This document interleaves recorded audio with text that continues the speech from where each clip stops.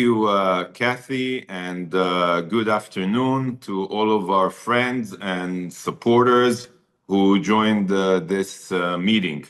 Um, before I begin to describe the importance of Magen David Adom to the national resilience of the Israeli people, I would like to uh, to remind everyone and about the past of our relations with Iran, and also to explain a little bit about the context of this conflict that we are having now with Iran. So I believe that everyone here on this call remembers that since the establishment of the State of Israel, we had sadly many enemies who tried to destroy us. Many Muslim countries never accepted the existence of the one and only Jewish state in any borders. But thank God we succeeded to defeat many of our enemies, and that's how we have reached peace agreements with Egypt, with Jordan, and later on with the Abraham Accords countries, the United Arab Emirates, with Bahrain, with Morocco, with Sudan. And after we signed these peace accords, and thank God also, Israel's military made a real progress. We have now one of the most advanced and technological militaries in the world. So I believe everyone understands that we were left with only one existential threat against the existence of the State of Israel, which is a nuclear Iran. How? How did it happen? It happened because after the revolution in Iran back in 1979, when the Ayatollah regime came into power, and this is a radical, fanatic Shiite regime that is determined to impose its Shiite hegemony, first of all over the Middle East, later on the entire world.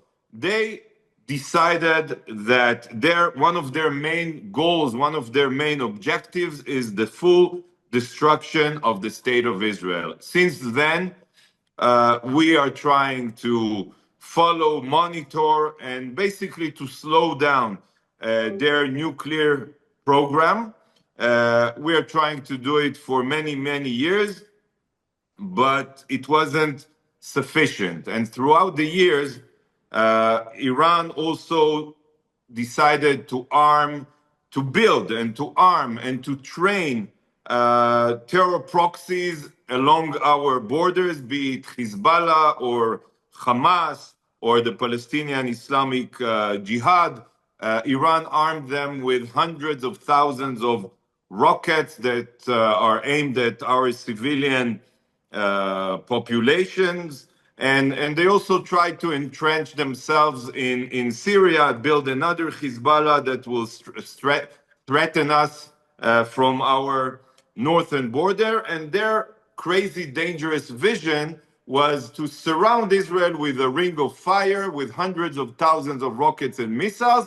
And one day, when they become a nuclear power, to supply their proxies with a nuclear umbrella. So we have tried many years and gave diplomacy a chance. We hope that diplomacy can prevent a nuclear Iran. But as we've seen recently, also with President Trump, it started also with President Obama, as we all remembered, diplomacy have failed. Iran used the time to advance its military capability, its nuclear capabilities. Iran has only deceived the international community. But then something very important and terrible happened that I think, woke us up. The massacre on October 7th. And since October 7th, we have realized that we must take the initiative. We must always be on the offensive. And we swore not only that never again, because we have failed, never again happened on October 7th, we swore that we must never be caught off guard. That's why we took initiative and destroyed Hezbollah and eliminated and assassinated Nasrallah. And that's why we initiated the military operation in Gaza.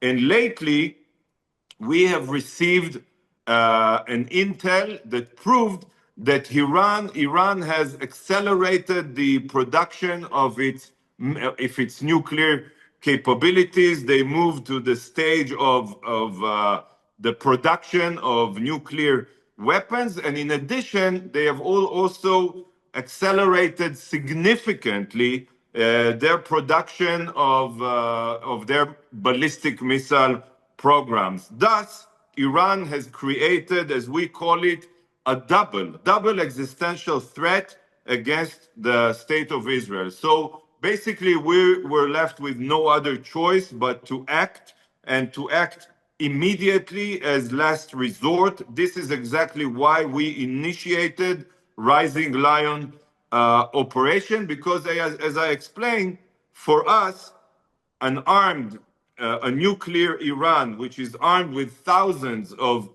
ballistic missiles, is an imminent existential threat. We had a window of opportunities after we destroyed the capabilities of Hezbollah, after we got the regime change in Syria. So this was a window of opportunity, and also we also gave notification, and we didn't get a red signal from President Trump.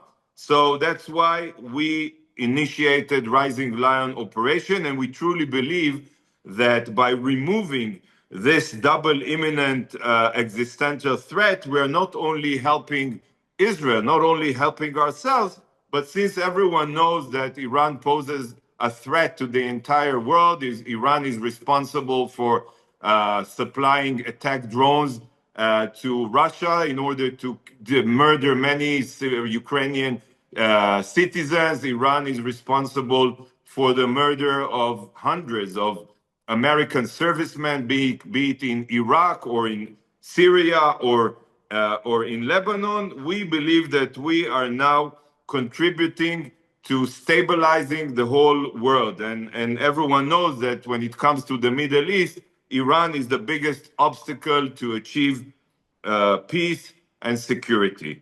I think that everyone could see, and without getting into details, that again, thank God, we have great achievements during this operation.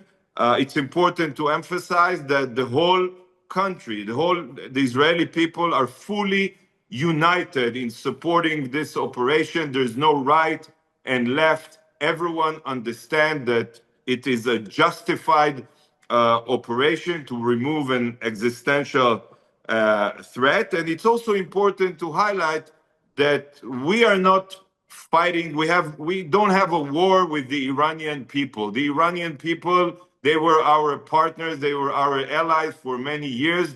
It's only their regime that is oppressing them, that is attacking even Albania and other countries in order to implement their ruthless, crazy, dangerous vision to impose a Shiite hegemony over the Middle East.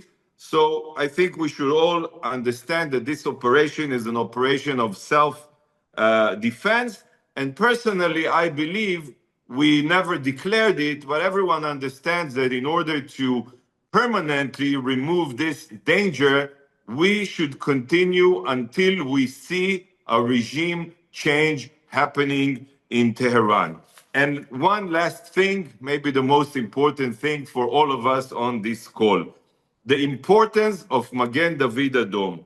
Friends, we are paying a very heavy price. The toll during this war is very painful.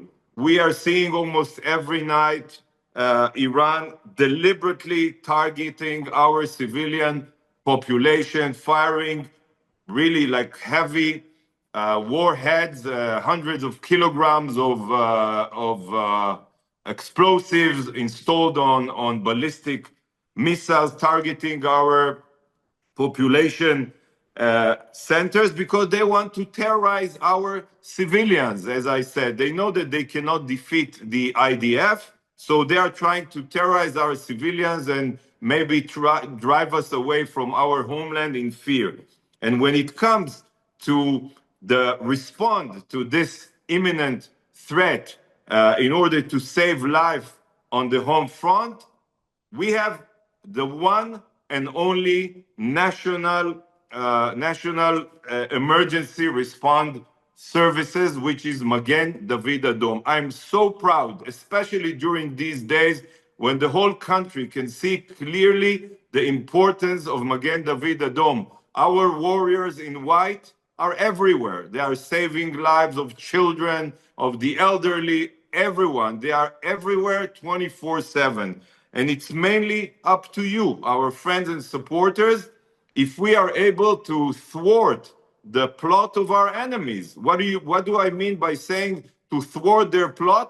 Is if we are equipped with state-of-the-art equipment, if we are deployed everywhere, and the people of Israel know that we can save their lives not within minutes, but within seconds, this is the best answer that we can give to our enemies, the Iranian regime. So I would like maybe to say one more thing. Sometimes there is a confusion about other emergency organizations in Israel. Let me make it clear again. There's only one national emergency response organization in Israel, and it's Magen David Adom. We have the commitment to save lives everywhere in Israel, and that's what we are doing. We are responding to more than 95% of the emergency calls. More than 95%, I think it's closer to 100%. So with your help, with your support, I think we will continue to be maybe to be a major part of Israel's national resilience. And I would like again to thank you for your support and for being part of our sacred mission to save lives in the state of Israel. Thank you. שלום לכולם, השגריר ארדן, נשיא מד"א העולמי, קטי וכל החברים באגודות הידידים שלנו, לתומכים שלנו בקנדה ובארצות הברית, תודה שהצטרפתם אלינו. אנחנו למעשה מיום חמישי בלילה, יום חמישי של ישראל, נדרשנו לפעילות מיוחדת. אנחנו כבר קיבלנו את הטלפון כשעה לפני שהתחילה ההתקפה על מדינת ישראל, על איראן, שמדינת ישראל יצאה להתקפה באיראן, ולמעשה בדקות האלו מבחינתנו היינו חייבים להתארגן בצורה מאוד מאוד מהירה, להביא את כלל האמבולנסים של מגן דוד אדום לידי כשירות מבצעית, לאייש אותם, לאייש את כל הכלים, להביא אנשים, לתפוס את עמדות המוקד ולתת לפעילות מד"א יכולת שהיא פי 3 או פי 4 מימי השגרה. את הדבר הזה תרגלנו הרבה שנים, ואנחנו מיומנים אליו, אבל לדברים אחרים לא היינו מיומנים, לא היינו מיומנים לכמות החומר נפץ שיש בו טילים ובנזק שהיא עלולה לעשות כתוצאה מפגיעה בבניין או במתקן או באיזשהו אפילו בשטח פתוח. העדף של פצצה כזאת היא גורמת לנזקים מאוד מאוד כבדים, והדברים האלו למעשה חייבו אותנו להתנהלות קצת שונה. קיבלנו מספר החלטות מאוד מאוד קריטיות כדי להעביר את האירוע הזה בצורה מושלמת, וגם תוך כדי תנועה למדנו לתדרך את הצוותים שלנו, להיזהר מכל מיני פעילויות מיוחדות, ובסופו של יום אנחנו צריכים לתת את המענה ולהגיע עם כמות אמבולנסים למספר זירות בו זמנית. צריך לזכור שבימים הראשונים כמות הטילים שנפלה במרכז הארץ וגם בצפונה ובמקומות נוספים דרשה מאיתנו פעילות של שליטה ובקרה מיוחדת על כלל האמבולנסים. צריך לזכור גם שהיחידים שעובדים עם צבא ההגנה לישראל, עם המשטרה ועם כיבוי זה מגן דוד אדום. מגן דוד אדום הוא הגוף הלאומי היחיד שלמעשה מתרגל במשך כל השנים את המוכנות שלו עם משטרת ישראל, עם כיבוי האש ועם שירותי הביטחון האחרים, וכמובן עם הצבא והמשטרה. וכשהגענו ליום הזה ולשעה הזאת, זה מבחינתנו היה אירוע שלא ציפינו שהוא יהיה באותו רגע, כי מי שהיה שותף סוד לתהליך הזה זה מעט מאוד אנשים במדינת ישראל, וגורמי החירום נכנסו לאירוע הזה ממש כמה דקות או שעה לפני תחילתו, ואז זה נתן לנו את היכולת להתארגן. סליחה? אנחנו בסופו של יום, כשאנחנו מסתכלים על היום הראשון ועל היכולת שלנו לצבור כוחות ולהעביר את מגן דוד אדום מתהליך של שגרה, אנחנו מפעילים את האמבולנסים שלנו ואת הניידות טיפול נמרץ ואת כל המערך שלנו בצורה רגילה ל100% תפוקה, להפעיל עוד אלפי אמבולנסים, להביא 35,000 מתנדבים, פרמדיקים, עובדי מוקד, עובדי שירותי אדם, מתנדבים מכל המגזרים, להביא אותם לתחנות ולהיות בכוננות ספיגה לטילים שעלולים ליפול על מדינת ישראל. האירוע הזה של נפילת טילים קצת איחר להגיע, נתנו לנו לאמיתו של דבר מספר שעות כדי שנוכל להיות מוכנים, ובסופו של יום אנחנו עמדנו ועומדים באתגרים האלו. צריך לזכור שוב שההפתעות של כמות הטילים שנוחתת על מדינת ישראל והנזקים כפי שאמרתי שקורים כמעט כל כמה שעות, בעיקר בשעות הלילה, הם דברים שהם מאתגרים גם אותנו, גם את גופי החירום האחרים, ובסופו של יום אנחנו מרגישים, ואנחנו לא רק מרגישים, גם הציבור בישראל מרגיש ביטחון רב שאנשי מגן דוד אדום מגיעים ראשונים לזירות. הם מגיעים ראשונים כי זאת תורת הלחימה שלנו. כשכל מדינת ישראל נכנסת למקלטים והולכת להתמגן בזמן שנשמעות האזעקות ברחבי הארץ כהכנה לקראת נחיתת הטילים במדינת ישראל, אנשי מגן דוד אדום מחויבים להיות כבר ברכבים ולקבל את הקריאה מהמוקד ולצאת מיד לאירוע בתוך ממש שניות מעטות. אנשי מגן דוד אדום להערכתי ולטעמי, ועומדים פה באמת הרבה אנשים גם מהמגזרים האחרונים שהם מתנדבים ועובדים שלנו, עוזבו את כל העיסוקים שלהם, כולם פשוט התגייסו להיות כחלק מהצוותים האלו. תוך שעה ומשהו למעשה איישנו את כל האמבולנסים, את כל העמדות, והיינו מוכנים כפי שאמרתי לקבל את הקריאות.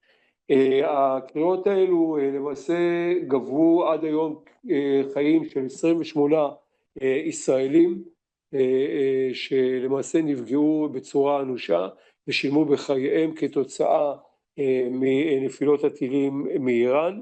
ואנחנו למעשה, אם אנחנו מסתכלים על ההתנהלות של האוכלוסייה במדינת ישראל, אל מול כמות הטילים שנפלה פה והטונאז' המיוחד של חומר הנפץ, היה יכול להתרחש פה אסון גדול.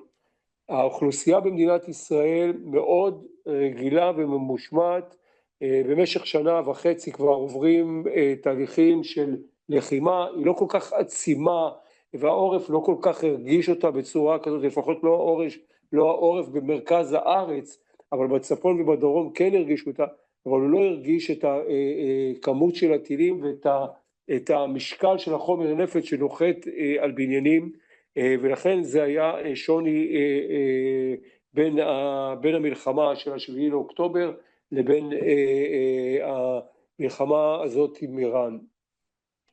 ובסופו של יום כשהאנשים האלו יוצאים לשטח, הם מגיעים, נותנים מזור. אני אומר לכם, רק אתמול באירועים אנחנו היינו כמעט עד 6:30 בבוקר, 7 בבוקר עם הצוותים, ואנחנו ליווינו אותם וראינו אנשים שפשוט יש להם משימה אחת בעיניים, זה להציל חיים. וכשאני מסתכל על הדברים האלה, אני מסתכל בהערצה רבה על כל הצוותים שלנו, שפשוט דבר אחד מעניין אותם, ללכת, לעזוב את כל הדברים הכי חשובים, גם את השעות שינה שלהם, גם את הדברים ואת העיסוקים המשפחתיים, ולצאת למשימה שבסופו של יום תציל חיים.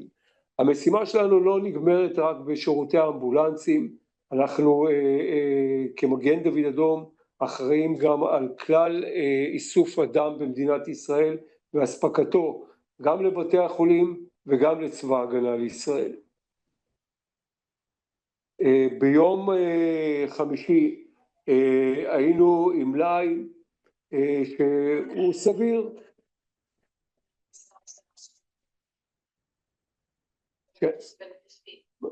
היינו עם מלאי סביר של דם, אבל לא עם מלאי של מוכנות למלחמה. ולעבור למלאי של מוכנות למלחמה צריך לגייס עכשיו צוותים רבים, וכבר בשעות הלילה, בשעות הבוקר המוקדמות, נתחיל לפתוח נקודות התרמות דם ולאסוף דם, ולהגיע לרמת מלאי של עשרות אלפי מנות, כדי לתת פה מענה וביטחון גם לאנשים שידרשו להיכנס לחדרי ניתוח עקב פציעות כאלו ואחרות, וכמובן לתת מענה לצבא ההגנה לישראל שמגן דוד אדום הוא זה שמספק לו את הדם. והאתגר הזה למעשה הביא אותנו להתגייסות כללית גם בשירותי הדם, ושם העבודה התבצעה גם בצורה מדהימה. תוך שעות רבות אספנו מאות רבות של מנות דם, שלחנו אותם כאן למעבדות שלנו ברמלה, וצברנו עד היום מלאי של אלפים רבים כדי לתת מענה במדינת ישראל. כלל הכוחות של מגן דוד אדום עובדים החל מיום חמישי במשמרות של 24 שעות סביב השעון, בחלוקה של 12 שעות, וכמובן הדברים האלו הם חלק מדפוס שאנחנו רגילים אליו במשך שנה וחצי, אבל המאמץ הזה וההתגייסות הזאת עכשיו היא בהחלט דבר שהוא מעורר הערכה והערצה, כי לחזור על זה תוך כמה חודשים למשימות שנדרשנו למאמץ מאוד מאוד גדול במשך כל כך הרבה חודשים, ולחזור על זה שוב, זה היה מעורר השראה לראות את העובדים ואת המתנדבים שלנו פועלים בצורה הזאת. בסופו של יום מד"א נותן פה מענה וביטחון לכלל התושבים ולכלל האזרחים, הוא עושה את זה בצורה כזאת שהוא משתף גם את הציבור באינפורמציה, בתהליכים שקורים תוך כדי טיפול בנפגעים, ואנחנו למעשה באמת מרגישים שאנחנו זוכים להערכה רבה מאוד מצד האוכלוסייה, מצד התושבים והאזרחים שלנו, והדברים האלו הם נותנים לנו את הכוח ואת היכולת להמשיך הלאה. הדברים האלו לא יכלו להתקיים לעולם בלעדיכם. אתם הכוח האמיתי שנותן לנו את היכולות האמיתיות לבצע את המשימות בצורה מושלמת. בזכותכם יש פה אמבולנסים, בזכותכם יש פה ניידות טיפול נמרץ, בזכותכם יש פה אמצעים מיוחדים כדי להציל חיים, ובזכותכם יש פה מבנים ותחנות שמכאן יוצאים ויוצאות המתנדבים והעובדים שלנו לכל מקום, בכל נקודה בארץ, ומטפלים ועושים את הכל כדי לשמור על חייהם של כלל התושבים. גם בנק הדם הזה הוא בנק דם שנבנה במשך 5 שנים, והוא נבנה גם רק בזכות התרומות של אנשים הטובים, בעיקר מאמריקה וגם מקנדה, שתמכו במדינת ישראל ובמגן דוד אדום. והוא למעשה מאפשר לנו את הרציפות התפקודית של כלל בתי החולים. בסוף אם אין דם, אין יכולת לבצע ניתוחים בבתי חולים, אם אין דם, אין יכולת להציל חיילים בשדה הקרב, וזה חלק מהתפקיד של מגן דוד אדום, באמת הוא חלק מהביטחון הכללי של עם ישראל, בעיקר ובדגש בהצלת חיים. האתגרים עוד רבים, אנחנו שומעים את הקולות גם מאיראן, ואנחנו שומעים גם את הקולות ממקומות האחרים. ישראל בסופו של יום מוקפת אויבים גם בדרום, גם בצפון וגם מעבר לים. ועכשיו לא רק אנחנו גם מוקפים אויבים, גם אתם, יש לכם מספיק אויבים שמציקים ועושים ומתגרים בכם רק בגלל שאתם יהודים, רק בגלל שאתם חלק מהעם היהודי, וזה מזכיר לנו את הדברים שהיו לפני שנים רבות באירופה, ואנחנו מקווים שהתקופה הזאת היא בעיקר גם לכם, כי אתם לא פחות חשובים לנו, גם בתמיכה שלכם וגם בעשייה שלכם בארצות באמריקה ובקנדה, אבל בהחלט גם בתמיכה שלכם בישראל ובהשפעה שלכם על היכולת שלנו לתת מענה במדינת ישראל. אני רוצה להודות לכם, וכמובן לחברי אגודות הידידים שלנו בקנדה ובארצות הברית. אני רואה גם שאוסטרליה הצטרפו, גלניס וטוני, שהצטרפו גם כן לשיחה הזאת, ואני רוצה להגיד לכם תודה רבה, תודה על התמיכה שלכם, תודה על האמון, תודה שאתם אוהבים את מדינת ישראל, ותודה שאתם נותנים לנו להציל חיים במגן דוד אדום. ממש הערכה רבה. Good evening and thank you for joining us for this session. I would like to point out several things. First of all, the challenge that Magen David Adom people are facing. See, Magen David Adom people has a lot of experience in responding both for terror attacks, both for disaster and missile rocket attacks. But on this war, or in this part of war, they respond for something that the state of Israel didn't encounter for about 35 years since 1991.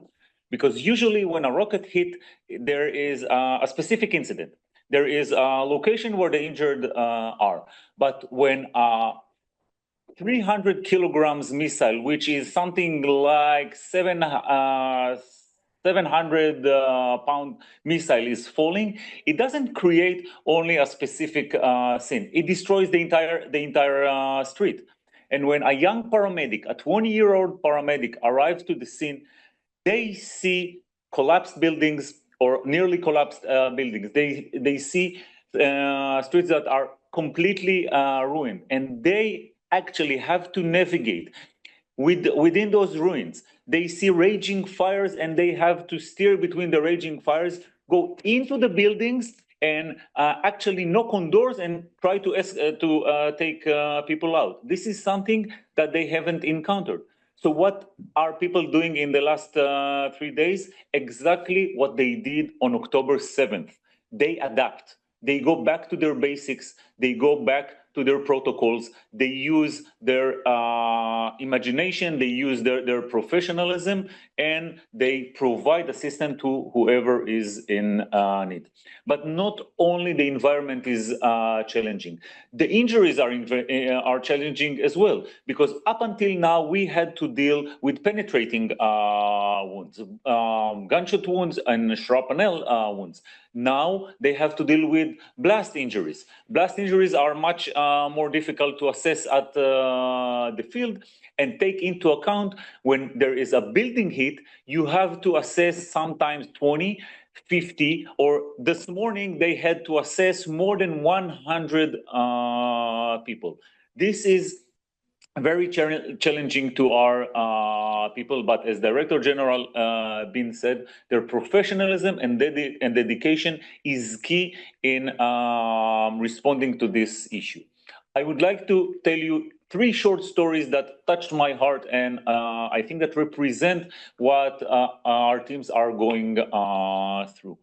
Couple of days ago, we had a missile hitting a neighborhood in the city of Rehovot, where elderly people are living in. Thank God those people followed the home front command instructions, and when sirens were activated, they went into the shelters.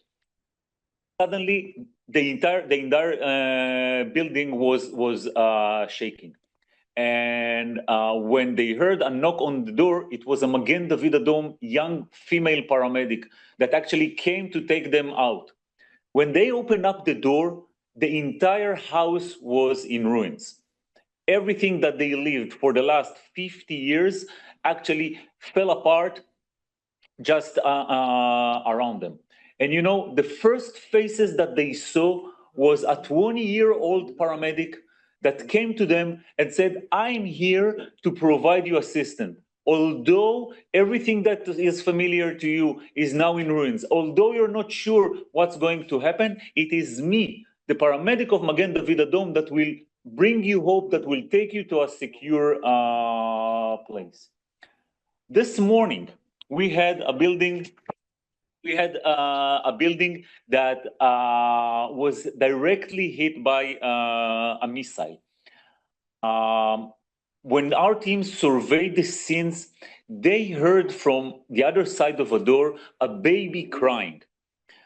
The door wasn't open because the young parents were so had an anxiety reaction. They were so frightened, so they had to bring the fire department to open up the door. And the paramedic extracted out a 6 days old baby, 6 days old. He didn't have his Brit Milah yet, and he already experienced an attack by missiles. This Magen David Adom volunteer was actually a doctor. He knows more about pediatrics than others, and he actually carried him on his arms. And we have a very emotional picture of this guy taking a baby and actually saving his life when he is not even 1 week old. And the third one is 2 female paramedics riding in an ambulance in the middle of Tel Aviv a couple of days ago. At the middle of their traveling, the siren was heard. You know what they did? They did exactly what we trained them to do. They stopped aside, they put on their flak jackets, and they went into an underground garage. Just as they entered the garage, a missile hit several dozens meters from the ambulances, and the blast injury completely destroyed the ambulance. Thank God, because they followed the instructions, they only suffered minor injuries from glass fragments. But that shows how Magen David Adom people follow what they are trained. And when you follow those instructions, you either save life or you save your own lives. We are so grateful that they did what we trained them, and they are alive. The ambulance will be replaced. I'll finish by saying that we speak about the response for missile attacks, but it's very important for you to know that Magen David Adom teams are not dealing only with response to attacks. We've been transporting almost 200 people, preemies, elderly people, and people that lived in places who hadn't had shelters. Magen David Adom transported them to hospitals with shelters. We use special vehicles and special buses to do this. So even if they are only on a potential hazard, it's Magen David Adom that takes them into a more secure places. We also open up a special dispatch that is providing humanitarian help for elderly people. People call us and say, listen, I can't go and pick up my medication because I won't be able to run to the shelter. God forbid if a siren will be activated. So this dispatch, Magen David Adom dispatch, calls one of our 37,000 volunteers, and we provide those medication to the people. And above all, we open up training for the general public. We tell the people of Israel, if you are interested in undergoing a first aid training, register for Magen David Adom. This is the time to make sure that you are ready. It's a very challenging time for Magen David Adom, but we are doing everything in our capacity to help the entire population. Thank you very much, first of all, that you are helping Magen David Adom, helping the people of Israel, and you are our partner and saving life in Israel. So what I want to mention is one, 2 days ago, as Uri mentioned, it was a missile attack in Rehovot. Rehovot, it's in the middle of Israel. It's there is no basis of the army in Rehovot at all. Yes, there is Weizmann Institute in Rehovot, and one of the missiles, in the same time, it was two missiles in the city, one in Weizmann Institute, and the other in the middle of the town, in the middle of the city. And it was in the middle of the night, something around 3 o'clock. So when I arrived, it was really chaos, as Director General Bin said, and Uri. It's huge. The tonnage of the missiles, it's something that street after street, all the glasses in the street, a lot of people, elderly people, go out crying, confused, bleeding. It was really chaos. And, our mission is to give the treatment, the basic treatment.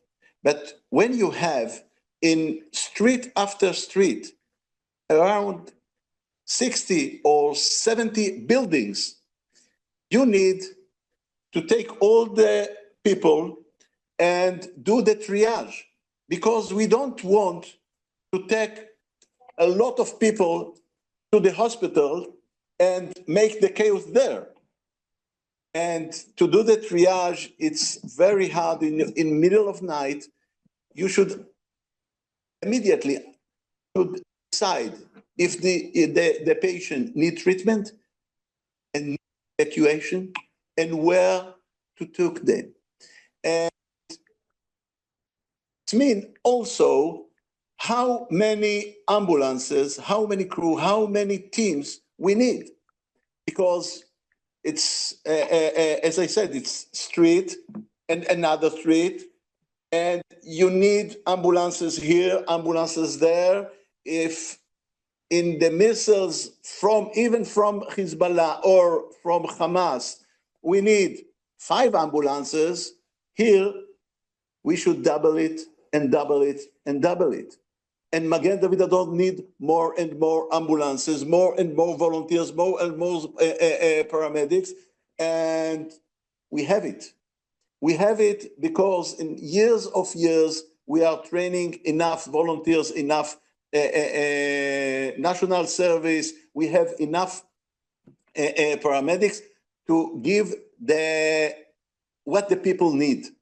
The basic training and basic treatment and the decision of the evacuation. So in this, in Rehovot, it was the light case.